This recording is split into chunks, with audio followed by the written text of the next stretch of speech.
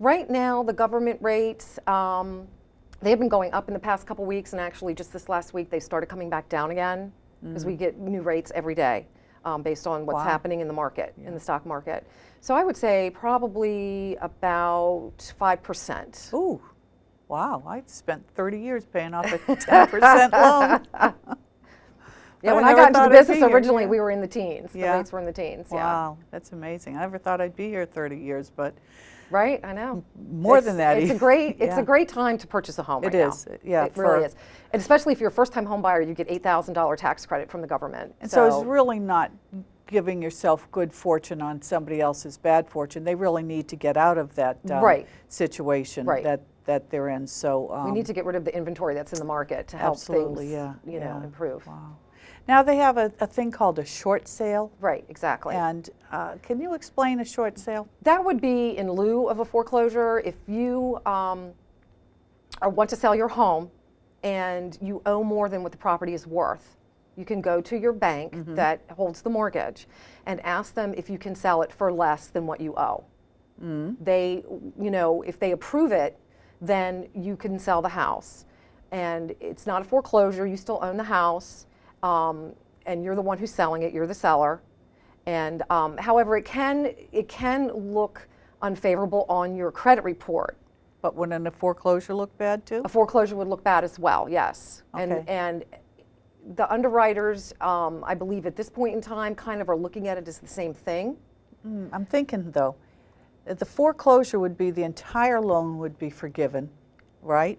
Where the short sale, the part of the loan that is it's a portion. It's the portion of, so so even for your taxes, you'd be better off on a short sale. Yeah, I'm not sure as far as tax, you would know that better than I would. But it's probably quicker and easier maybe to buy a foreclosure than it is a short sale. Oh, really? Sometimes it takes the bank a long time to approve the short sale. So you want to make sure that the bank has approved it, whereas the bank already owns the house that's been foreclosed on. So if you were to go to an agent, then the agent has a list of foreclosures and short sales? Or could you offer somebody a short sale as opposed to a foreclosure? Or you don't do that offer? No. Well, I mean, no, you're the person buying. Who makes that actual offer? As far as whether or not it's going to be a short sale? Right. The person that's going to sell the home. I see. Before they even decide to sell the house. And they get permission from the bank. They want to contact the bank to get permission. And then it does take a while sometimes to get the approval, but they, you know, actually might even list the property before they get the approval. Oh, I see. So, so there's all kinds of ways of getting a home, but the most important thing is to have the good credit. Right. Now, how long do things stay on when you're looking things, how long do they stay on your credit 10 years. report? 10 years? Wow. So if I wanted to buy a house and I had some credit problems 3 or 4 years ago, and then I don't now, would it look better, or do they still look at that as unfavorable? Well, it depends on how long ago it was. The longer ago it was, the less it's going to affect your score. Okay. So if you have the score, that's the most important thing right now. See, because I'm thinking of young kids, you know, when they're getting out of college and they have the college loans they didn't pay for, does that count? College loans that are deferred, that have not had any activity on your credit report, do cause your scores to drop. Once you start paying on them, once the deferment is over and you start paying on them and the balance goes down, then the score will start to increase. But there's a lot of different things that affect your score, whether or not you pay on time and what the ratio is to what you're allowed to borrow and what you have borrowed. So if you're allowed to borrow $10,000 on a credit card and you've borrowed $10,000, that's going to hit your score in a negative way. Oh, I see. You want to keep the ratio down below like probably 40%. So even though the credit card company says, I'm giving you a $25,000 credit limit, that's not really doing you any favors. No, you don't want to borrow the full limit. You want to keep it in line. So the kids coming out of school and people who may have had a little difficulty in the past, they really do have time to catch up and clean up their credit score, and they can still buy another house. Absolutely. And with the FHA loans and the VA loans, the FHA loans especially, you need a 620 score. Yeah. Those are perfect for first-time home buyers. Yeah, that's A lot of customers, even that normally would do the conventional financing previously, are all going to the FHA. So if I'm a first-time buyer and I don't seek you out, the real estate agent would seek you out. Yes. Okay. Yes. Well, believe it or not, we have run out of time. Oh, I mean, wow. there's so much more That to was quick. talk about on this. Maybe Bert and John will have you out to talk a little bit more on this, because I think the more we let our younger generation know how they can get homes, and even people my generation, Right. How they can use it toward their retirement and all, I think that would be a real help. So thank you so much for coming out. I appreciate it. Well, you're welcome. Thank you for having me.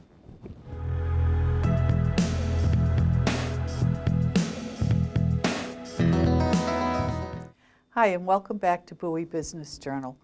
We're switching gears now. We've gone from how to buy your first house to how we're going to take care of the home that we have. And so my guest this afternoon is Mike Fowler. He's the Senior Government Relations Specialist with BGE. Thank you, Mike, for coming out. Thanks very much, I really Diane. appreciate it. We Glad to have be here. a lot happening in the city of Bowie, and so I thought that we could talk about the tree placement and various things like that. And why I said about how to take care of our home is because we have been, nurturing our homes for 40 years, some of us, and now we've had the trees cut down. Some of us are very happy, some of us are not.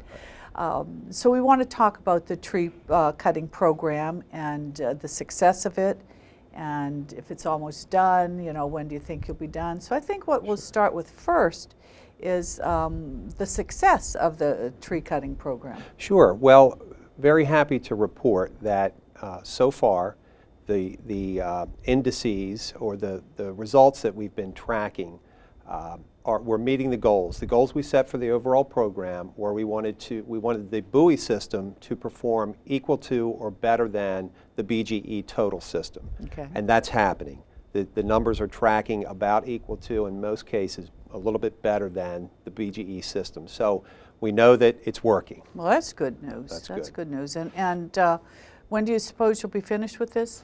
The expectation is that the complete project will be wrapped up the end of this year, perhaps early in the first quarter of next year.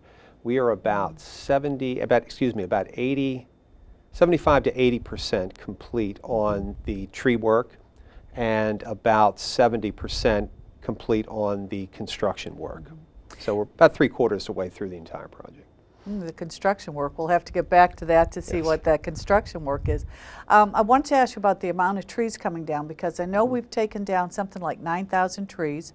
You have some more to come down, but those 9,000 trees weren't all trees that BGE said had to come down. As they came in, people said, oh, well, you're here, will you take down this tree? So although it sounds like you were going to come in and just level the playing field, so to speak, you also helped the people do some other work. So do you have any idea about what percentage of trees were taken down that were not on the list to come down? Well, I don't necessarily have that information. I think what we can say is you mentioned about 9,000 trees so far. About 5,600 of those trees were in lawns or maintained areas that were eligible for replacement under the replacement program. And we've had about 1,000 vouchers sent to us or requests for reimbursement. So my expectation is now we're coming up against the end of planting season for 2009. We know the reimbursement program has been extended to May 31st, 2010. So the planting season will probably pick up again the beginning of September and through about the middle of November. So certainly people will pick up then, and we have the spring of next year as well. So hopefully we certainly encourage people to take advantage of that reimbursement program.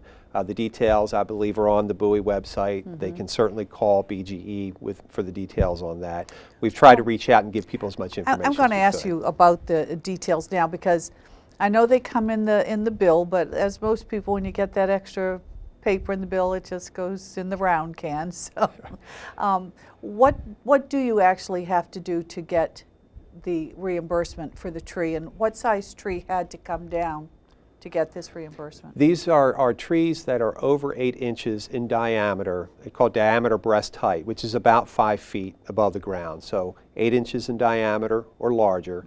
Our notification specialists are indicating to customers how many of the trees that have been removed are qualified.